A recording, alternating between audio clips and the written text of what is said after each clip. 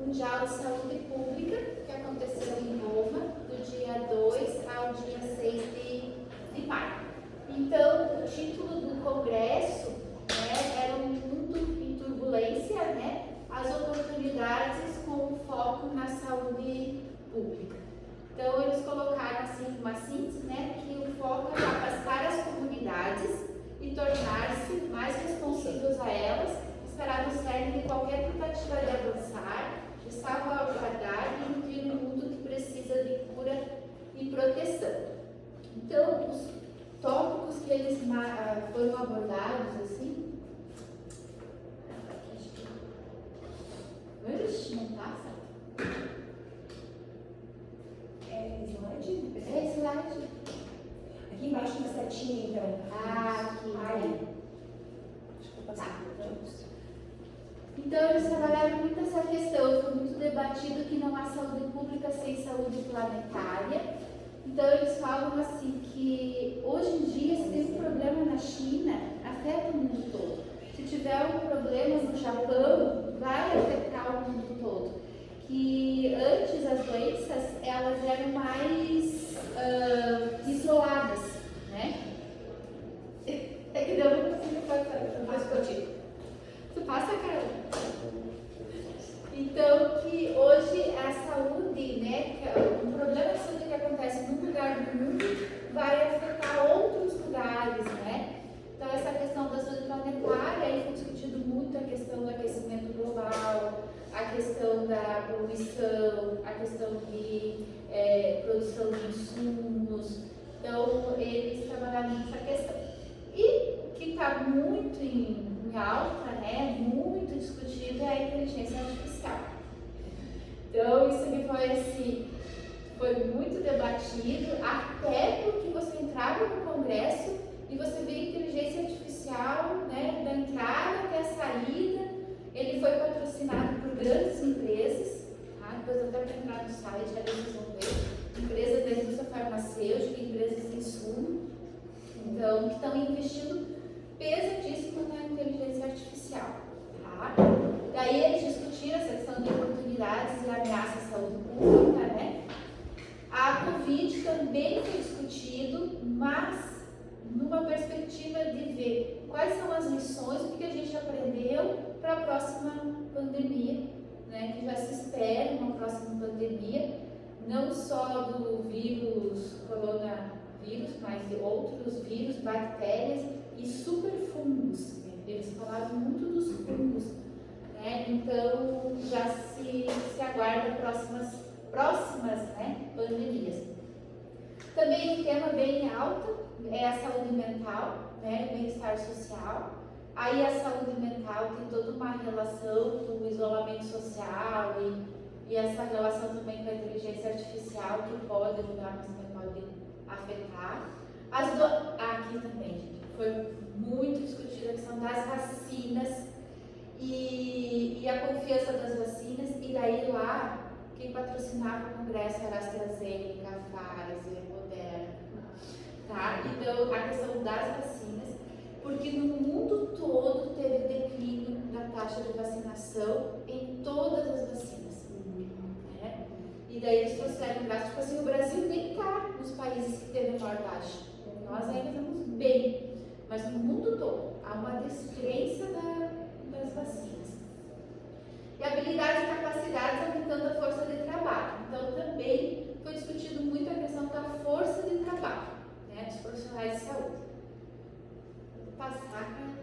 Então, aqui, isso aqui eu trouxe, eu tirei um slide, porque isso aqui eu e a professora Leila, a professora Nilda, trabalhamos na disciplina do mestrado, né, são os determinantes sociais de saúde, então foi bastante discutido. Isso aqui não é nada novo pra gente, por isso que é bom a gente sair, né, daqui e para outros lugares, porque a gente não está tão distante, que a gente usa os mesmos autores, que a gente está abordando as mesmas temáticas, porque às vezes a gente acha assim, será que eu estou, né, o que tem de novo? Não, a gente faz muita coisa bem atual. Essa mesma figura para trabalhar o início do adulto, que é doenças crônicas. Exato. Que daí eles falam, né, que 50% das doenças, né, é uma questão comportamental, social, econômico, comportamental. é ambiental, 20% é genético das doenças e 10% é uma relação sanitária, e aqui entra os profissionais de saúde. Quantos profissionais de saúde vão influenciar uma doença? Eles falaram muito, daí eu trouxe, né, também, que é a sindemia. Então eles falavam o tempo todo em sindemia, sindemia, sindemia. E aí eu também fui pesquisar e procurar um pouco, que é a junção da epidemia com sinergia. O que eles estão falando? Eles falam, por exemplo, um congressista falou que o Covid-19 não foi uma pandemia, mas sim uma sindemia. Que a sindemia, ela é uma relação epidêmica, mas com questões sociais, culturais, econômicas, climáticas e demográficas. E que ela vai ser, é uma pandemia que ela pode ser diferente dependendo da localidade, dependendo da sinergia que aquela doença vai encontrar naquele contexto. Então, uma doença ela pode ser pandêmica, ela pode estar em todos os lugares do mundo, mas se ela chegar num contexto de cultura onde as pessoas não tomam vacina, é diferente. Se ela chegar num contexto onde as pessoas, como foi lá na Itália, a questão demográfica atingiu os idosos, né? Foi muito forte para os idosos. Então, essa epidemia teve uma sinergia maior nas questões demográficas. É uma questão bem que difere bastante a questão da higiene, que é cultural, que é econômica, higiene em todos os sentidos, né? Isso aí.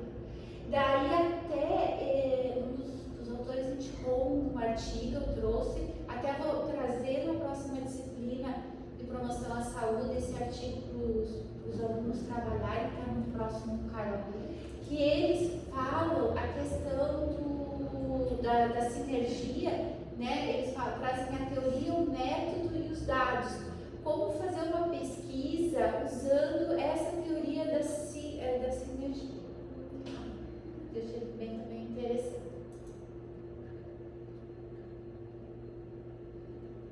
Daí aqui, essa mulher ela trabalha pela Organização Mundial da Saúde. Essa mulher não, é Eide. Ela que trouxe a questão das vacinas no mundo, né? Como teve uma baixa. Então, inicialmente, na pandemia, caiu muito, mas eles achavam, né, que era em função que as pessoas não queriam ir para as unidades de saúde, não queriam se expor, então não se vacinavam. Mas ela disse que ainda continua essa questão assim de uma baixa confiabilidade também do sistema de saúde. E ela trouxe muito a infodemia. Infodemia é uma epidemia de informações. Então é muita informação, muita informação. E não é só uma questão de fake news. Tem informações verdadeiras, mas a gente não consegue processar todas. Então nós estamos num mundo, por exemplo, antigamente fazia uma revisão sistemática, uma meta-análise, tu achava 100 e poucos artigos. Era tranquilo para fazer uma meta-análise ali. Agora não, é 3.000 e poucos artigos, né? Daí eles falam, a inteligência artificial vai ajudar nisso, para fazer as meta-análises, meta-síntese. Mas, o que acontece? A gente tem muita informação e as pessoas se perderam. Então, essa coisa assim, de tomar vacina e virar jacaré, não é só coisa do Brasil, porque eu achava que era muito nossa, né? Porque, nossa, nós somos índios, né? Então, pensando assim, não, é no mundo inteiro, tinha muitas fake news, tem até hoje, e isso fez com que abaixasse a credibilidade, né, das pessoas em relação às vacinas. Eu não sei o que vocês acham, mas assim, para mim, o que aconteceu? Era uma dose, 2 doses, 3 doses. E tu pensa, mas por que tanta dose? E às vezes anteriores eram boas. A gente nunca fez tantas doses de vacina para uma única doença num curto espaço de tempo. Tanto que agora a 4ª dose, a gente pensou, vamos fazer, não fazer, até que ponto ela é confiável ou ela é necessária. Então, também tem um pouco disso. E a gente sabe que a indústria farmacêutica aí também, né, se apoderou de tudo isso para lucrar. Então, quando a gente para pensar um pouquinho, realmente dá medo. Eu não tinha medo das vacinas, mas depois da pandemia agora, eu sou receosa com algumas coisas, gente. Mesmo confiando, eu não tenho aquela certeza, assim, vamos fazer, porque tem um certo receio agora. A gente confia com o pé atrás, né? Exato. Eu acho essa questão do tempo que tu coloca é bem importante, porque assim, a população leiga não sabe disso, mas nós profissionais de saúde, tu sabe que o estudo clínico para produzir um medicamento novo, uma vacina nova, ele tem 5 fases, ele demora anos para ocorrer. E de repente surgiu uma pandemia e uma vacina estava pronta ali do dia para a noite. Exatamente. Então, como que isso foi feito? Você tem que ter lá um estudo clínico randomizado de 2, 3 anos, e em alguns meses saiu.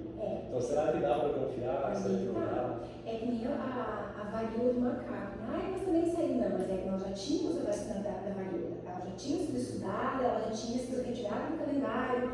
É uma outra relação, né? Mas na verdade, eu acho que aqui a discussão nem envolve tanto a vacina da Covid.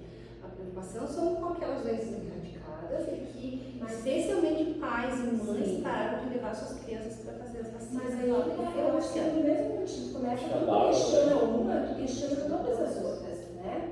E também, assim, alguma coisa que eles colocaram, que as pessoas de mais idade, tipo os nossos pais, né, eles conviveram com a varíola, conviveram com a poliomielite. E eles viram o quanto uma vacina salvou vidas. Então, eles tinham uma credibilidade nas vacinas, porque eles tiveram muitos familiares que tiveram poliomielite e tiveram sequelas. E agora, essa geração mais nova não convive com isso. Então, ela fez uma relação igual ao uso do preservativo. Ela disse que na década de 80, 90, quando a AIDS matava, as pessoas usavam preservativo. Tem pessoas que tiveram iniciação sexual com preservativo e pararam de usar preservativo na hora de ter um filho. E hoje em dia, como a AIDS não mata mais, os jovens também não usam mais preservativo. E a vacina está numa lógica assim, porque as pessoas têm as doenças levezinhas, não morrem, né? Mas ela coloca assim, que é no mundo todo. É no mundo todo, é uma situação bem. Não é porque é na África do Sul, não é porque é desenvolvido ou subdesenvolvido. Não, realmente. É, bem. Acho que a próxima, cara, não sei se eu cheguei a pegar, mas eu tirei uma foto. que eu fiz? Olha o passarinho. Acho que é aqui, né? Meu Deus. Tá no cantinho aqui. Aqui,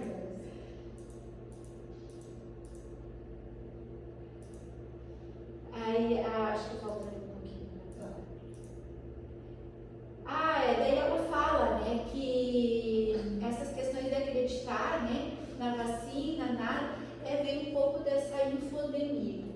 Então, essa infodemia é assim, ó, é um excesso de informações que nós estamos tendo. E daí, dentro dessas informações, tem as fake news, né, que atrapalham. Mas, independente das fake news, né, a gente não dá conta de acompanhar o volume de informações necessário processar, nananana. Então, isso aqui foi bem discutido lá. Pode passar o outro. Daí aqui eles colocam assim práticas, então, para melhorar essa questão da vacina, né? Poder identificar realmente quem precisa, a questão da distribuição, a questão do monitoramento, as demandas, eles estão trabalhando. Como eu vi, a questão da vacina, por exemplo, nesse momento, questão da Lívia, a pediatra a gente conversa bastante, e a Esther Filho, essas coisas. E ela sempre me fala assim, tu não precisa me perguntar se é para fazer ou não as vacinas, né? E ela se queixou muito, desde que começou a pandemia, ela se queixou, assim, muito severa em relação ao calendário dela. Quando ela pega o negócio de vacinas das crianças, os pais não querem nem mostrar, né, para ela, né, porque eles procuram quando realmente precisa. E aí, uma quebra assim absurda, pais e mães querendo vacinar. Aí eu cheguei um dia, eu estava esperando fazer uma consulta de emergência, enfim, e aí ela saiu do consultório falando comigo, né?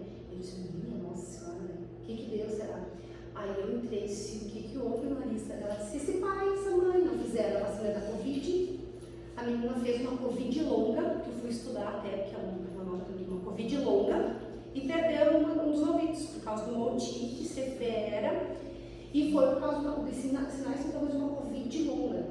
E aí ela estava ali, da Lívia, uma menina de aproximadamente 9 anos, surda. Eu disse, mas 100%, ela perdeu toda a audição.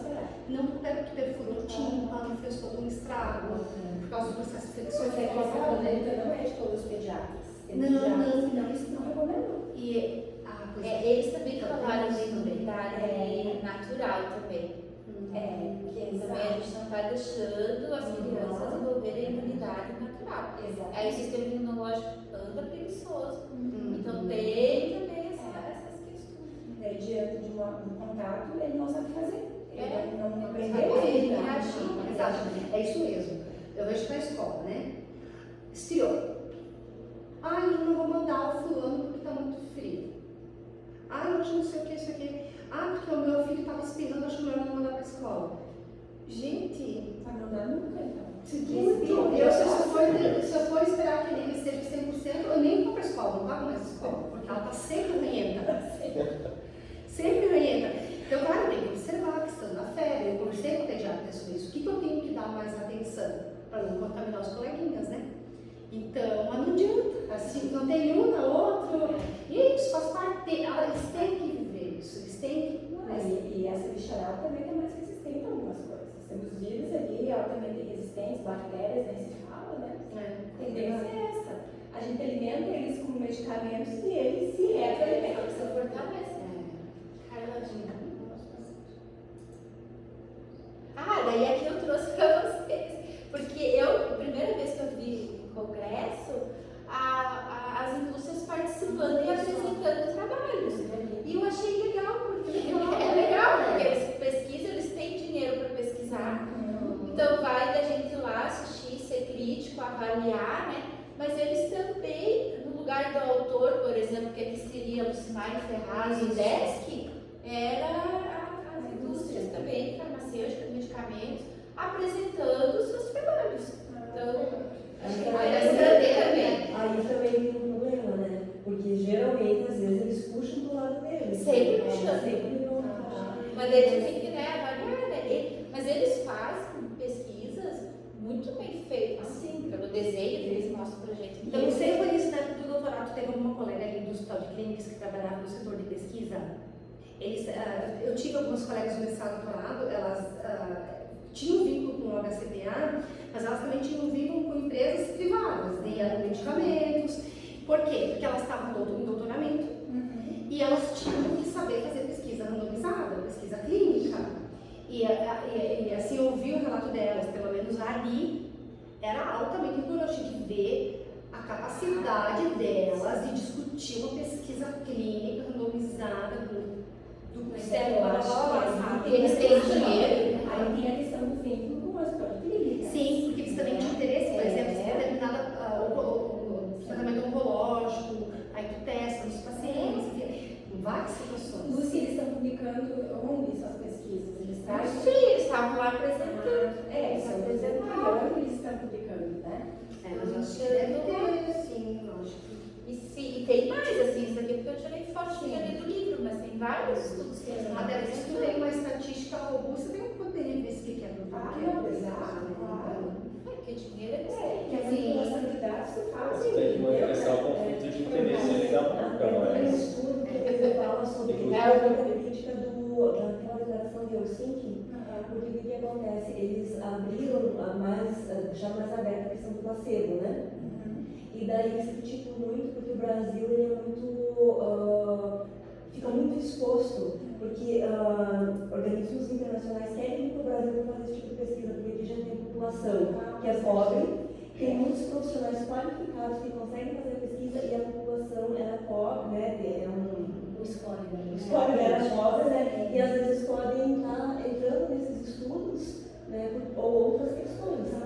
Mas Eu acho que eu vi também esses tempos o pessoal da Odonto dos Estados Unidos vem pra cá pra trabalhar, eles pagam $5.000 para ficar uma semana no Brasil fazendo implantes dentários, porque lá tu não pode fazer esse tipo de intervenção como pesquisa. Mas Daí eles vêm pra cá e eles passam uma semana fazendo os implantes, Mas, Lúcia, isso não Pra poder treinar. é cedo. Em 2013, 12, na USP Ribeirão, eles já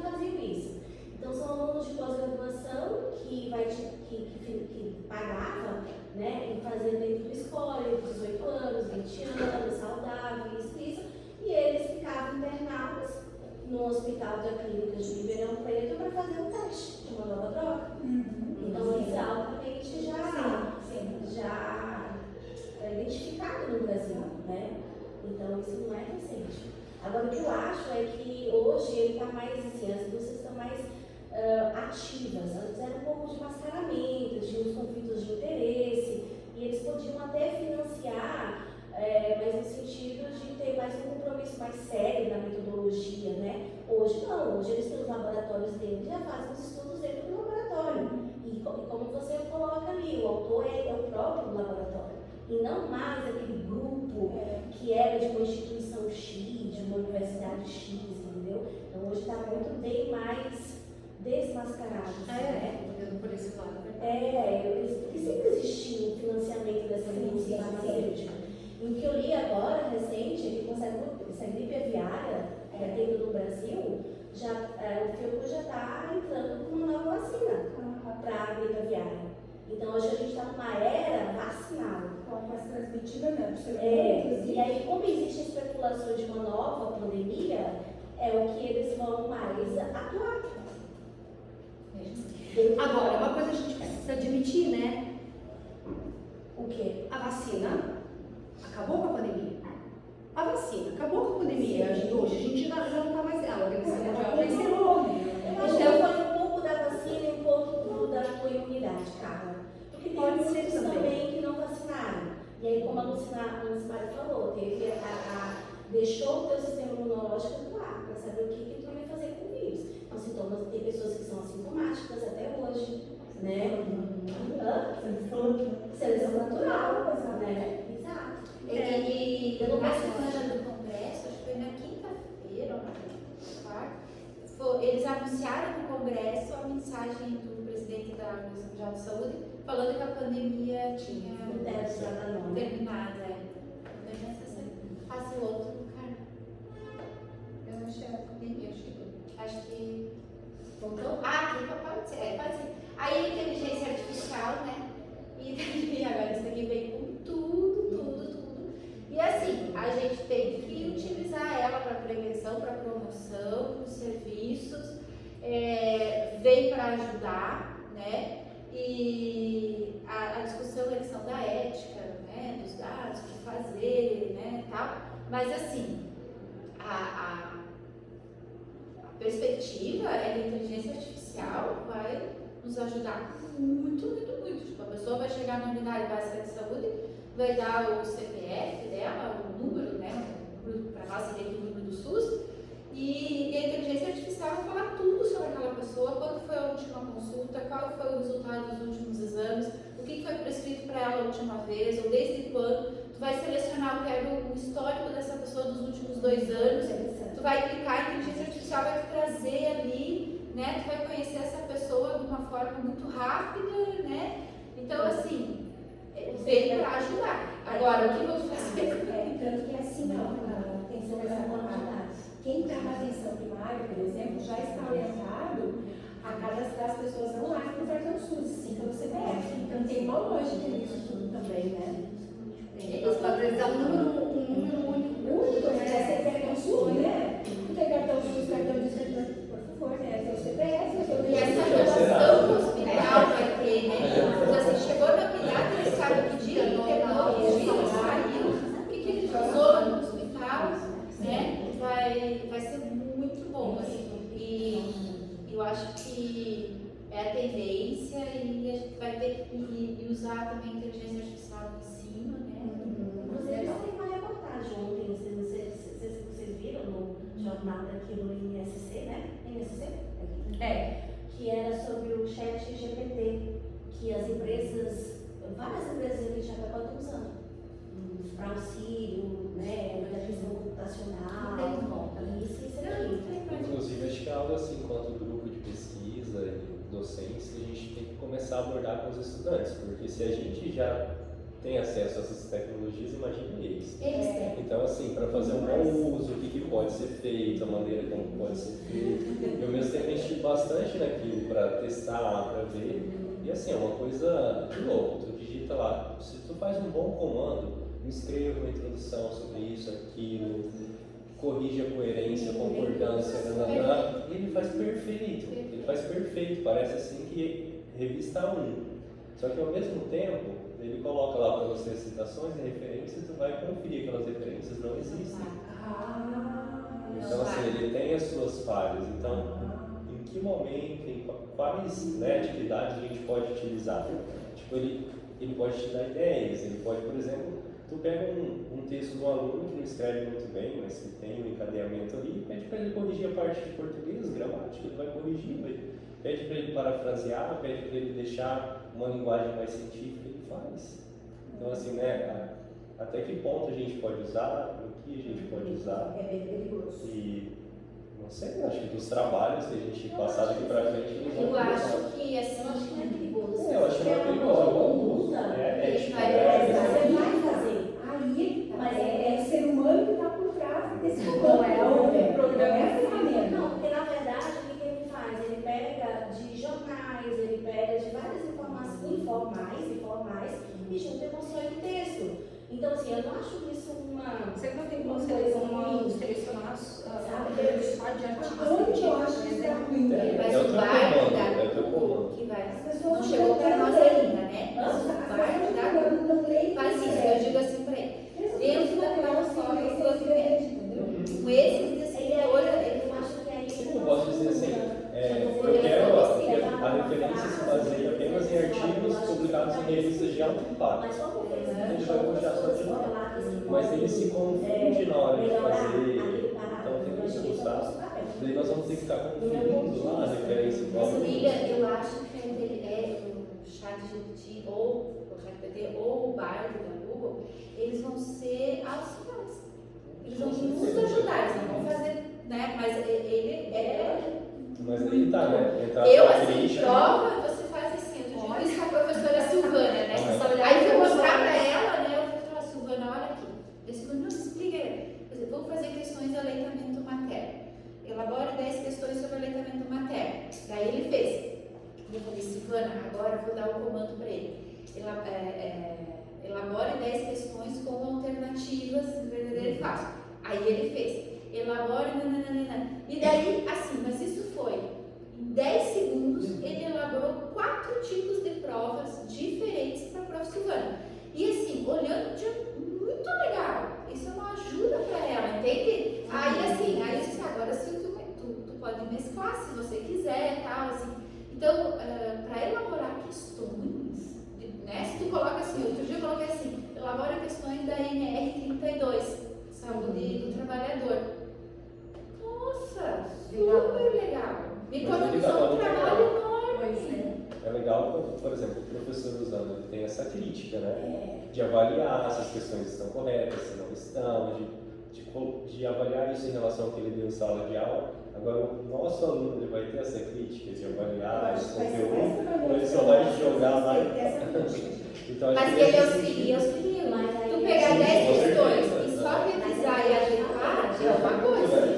Daí Você vai dar as 10 dissertativas. Olha, eu tenho visto tanta coisa nessas orientações que eu ainda sou receosa desse tipo de coisa. Mas eu acho que isso vai ser muito presente pra gente. Sim, a gente tem Muito que Então, na pesquisa, meu Deus, vai mudar muito, vai Porque mudar assim, paradigma. se o estudante tem capacidade de um colega fazer o TCC para ele, tá?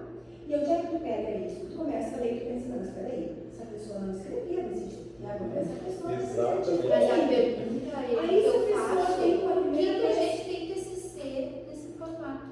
Eu acho tão desnecessário os TCCs que a gente tem aqui. Sabe, eles mandam fazer. Sim. Tem professor que faz. TCC. E olha, Né? Vende. Aí eles usam agora o chat. Então, assim, eu não sei Qual por o quê. sentido, né? Que eles estão. Eu não sei por que Tem eles esse sentido mesmo. Concordo contigo. tem isso. Eu acho que de repente se eles fossem fazer uma prática assistencial e elaborassem um relatório Exato, daquilo que aconteceu, que é real, que é a vivência lá, e tentar se familiarizar, e eu tomei tal atitude, e eu tomei essa atitude baseada nisso. Eu acho que isso seria muito mais. Eu também acho. Ah, tá. Aqui, essa mulher. Era híbrido, assim. Era híbrido, sim. Congresso? Hã? Era híbrido?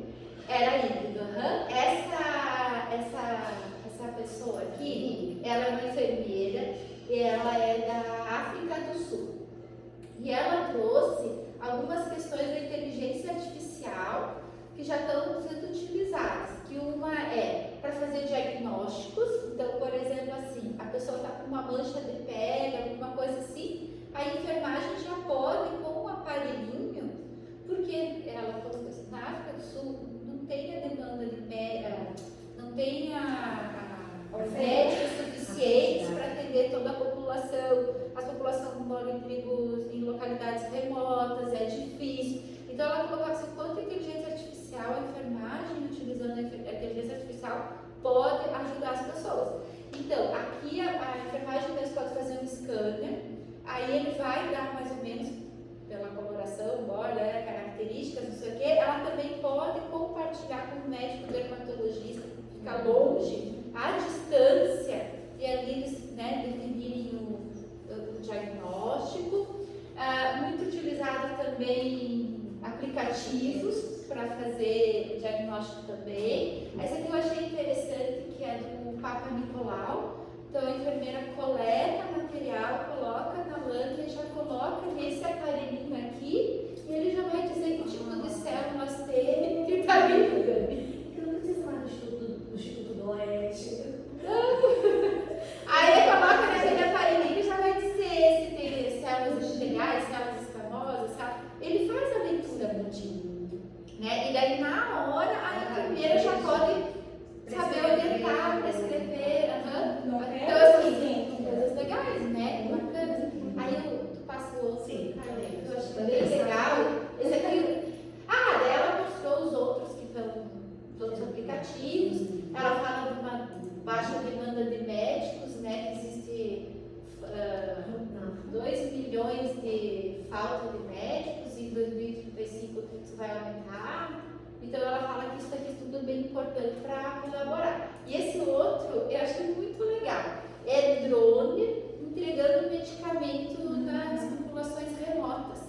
Então ela colocou que só 8% da população feminina na África do Sul tem acesso a medicações, métodos contraceptivos, Era esse o estudo que eles fizeram. E daí, para sanar essa questão, eles criaram entrega por drone. Então, os drones vão até a comunidade, até a tribo, até o lugar, e lá o líder comunitário, a pessoa que tem mais entendimento, é que vai receber e vai distribuir, né? E tudo é online, assim, a enfermeira, o médico lá, você dá onde prescreve, aí o medicamento, a entrega é feita por drone. Bem legal também. Mas que eu pensei nos nossos índios aqui, né? Agora, aquelas comunidades mais ali do norte, ribeirinhas. Nossa, tem que pegar, lá não sei, uma semana de barco, não sei o quê. Eles falam a questão da inteligência artificial, que a gente fala que essa questão da ética, né? Dos vieses que tem, então a gente também tem que cuidar. Daí assim, né? Quando chegava lá no evento, então muitos joguinhos, muito metaverso, muita simulação, né? E daí tem tudo, assim. Então tinha vários jogos, aí você entrava, ou você é o vírus, ou você é a vacina, ou você é o leucócito, para entender o sistema imunológico, então você entra, você é o leucócito X, aí como que tu vai fazer a fagocitose? Eu achei legal, você vai ensinar, né? Muito imaginando, né? Imaginando. Arte também, aí você, entra, vai praticando. Lu, deixa eu só te fazer uma pergunta que ficou confuso para mim desde o ano passado. O que significa de fato para a saúde o metaverso? Eu acho que é uma forma de a gente colocar as pessoas no mundo virtual, né? Uma simulação do mundo virtual. Mas isso não é realidade aumentada? Pode ser. Porque eu não consigo entender a diferença entre realidade aumentada e metaverso. O metaverso é uma realidade virtual. É que a Denise tem estudado bastante vídeo também, né? Eu não. Porque assim, a realidade aumentada é isso que tu descreveu. Você entra lá com o teu óculos, né? E aí você tem os seus avatares, você tem um aplicativo lá que você vai interagindo e vai ampliando mais, né? Ela é bem real. E vai ampliando até chegar àquele objetivo de aprendizagem. E o metaverso, aquele Elon Musk, né, falou até do metaverso, sabe? Ele falou, eu não entendi nada. E eu não sei a diferença entre realidade aumentada e Eu só metaverso. vi metaverso no Flash. Não, eu vi uma palestra do Elon Musk, né? Porque ele foi que trouxe essa ideia, né? E eu não sei. O metaverso entra tanto simulado, entra jogos, é uma realidade virtual. Né? Se eu entrei dentro do corpo humano, lá dentro do joguinho, eu não entrei dentro do corpo humano. Né? Eu entrei num universo que parece um corpo humano, mas eu não entrei no corpo humano. Né? Mas lá no joguinho você entra dentro do corpo humano. Então é você tentar replicar a realidade, dentro do virtual, né? E daí pode ser várias formas, né? Não é só o simulador, tu pode entrar por jogos, tu pode, né? Eu não lembro um desses cursos, alguma coisa que eu assisti, e daí o palestrante estava comentando de um programa que eles têm para medicina, daí tu entra no consultório branco, não tem nada, tem uma mesa só com cadeira. O aluno entra, ele coloca o óculos lá de realidade aumentada, tem um transdutor para ensino de ultrassom, tem um transdutor de ultrassom, e ele, daí a partir do momento que ele coloca, ele enxerga tudo, o paciente, dele fazendo ultrassom, a tela, a imagem que está no ultrassom, e já sabe onde ele está. Tu senta ali e vai, conforme ele vai mexendo o transdutor, ele vai enxergando a imagem lá na tela. Eu achei isso fantástico, né? É um paralelo. É tanto que esse óculos que a anatomia tem, quando você entra assim no aplicativo aberto, você não vê o infinito, você não vê o infinito, você vê o infinito. Tudo é longínquo, ele é branco assim, sabe? Se fosse um azulejo no céu assim, tudo branco, e aí é tanto que você não tem dimensão de espaço. E aí você tem que proteger todas as áreas para você não bater. E aí depois que você entra no aplicativo, ele te dá o comando que tu quer fazer. Igual ele te falou ali sobre fazer o teu som Eu lá. não sei se talvez é essa a diferença, mas que a gente vê no começo, por exemplo. Uma professora lá da UFS que ela trabalhava com criança queimada, usava esses óculos, daí na hora do curativo, eles criaram um filmezinho de um personagem do gelo, que dá aquela sensação de refrescância e tal. A criança colocava o óculos, ficava assistindo aquele filmezinho que dava essa sensação, diminuía a ansiedade e a dor na hora do curativo. Então no começo era mais ou menos isso, era um filmezinho, era um pouco de interação.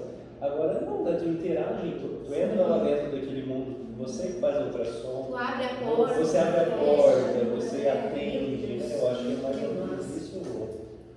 Então essa é a realidade aumentada. Essa daí seria o metaverso, né? A realidade aumentada mais estático ali no filme, que foi surgindo Não, mais. mas essa é a realidade. A realidade aumentada, inclusive agora eu que vi vocês estão fazendo, Da saber, e tal. mas por exemplo, o que a gente tem aqui é realidade. Inteligência é realidade. Realidade mundial é isso que a gente está falando. É simplesmente abre a porta, fecha, atende o paciente, metaverso, o que é? Preciso pegar a palavra meta, né? Que é meta, né? É inverso. Inverso. Mas a tua Perguntar pro Mas chat. assim, eu só coloquei, percebe que não não faz faz pra pra mim, mim. não, ficou. A dona de cada linha tá mais. Quer passar o outro? Deixa eu descer o outro. Ah, isso aqui também, assim, era tu brincava com os passozinhos, né? Pra proteger as pessoas e tal. Também bem legal. Ah, daí um dos tópicos lá também era educação e capacitação dos profissionais de saúde. Aí foi nessa roda de apresentação que daí eu apresentei o jogo da Paola, que estava dentro do tópico de educação e treinamento. E também muito usado, né, a realidade virtual aqui, né? E os outros também trouxeram muito essa questão do uso da realidade aumentada, realidade virtual, enfim, para a educação e saúde. Daí eu apresentei o trabalho da Paola, que era o nosso mestrado. O trabalho da Paola, ele é para qual público mesmo, que eu não me lembro? Para enfermeiros da atenção primária. Então, as séries games